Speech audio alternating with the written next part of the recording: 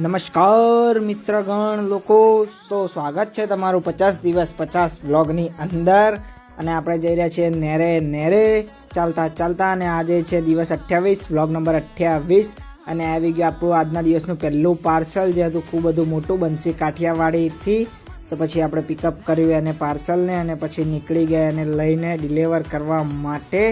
અને પહોંચી ગયા આપણા ચેતક જોડે સિંચુ. અને રાત્રે આપણને જોવા મળ્યો એક ચિત્તો જે રોડ ઉપર હતો ફરતો. તો પછી આપણે ચિત્તાને જોઈને નીકળી ગયા કૃષ્ણા ફૂડ કોર્ટે પાર્સલ લેવા માટે, કેમ કે આપણે જવાનું હતું ધારપુર પાર્સલ આપવા માટે. તો પછી કર્યું પિકઅપ પાર્સલ અને લાગતી હતી જોરદારની ઠંડી.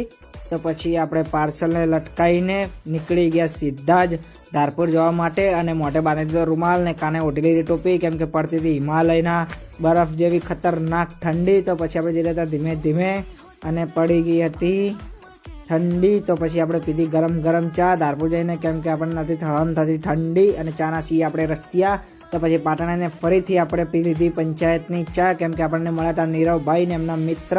તો પછી અમે પહોંચી ગયા હતા પંચાયતે ચા પીવા માટે. ને આ છે આપણા બોડાભાઈ પ્રહલાદજી, પંચાયતના ઓનર ધ ચાય નગરીના. પછી આપણે ચા પીને થોડી વાર આરામ કરીને નીકળી ગયા ઘરે.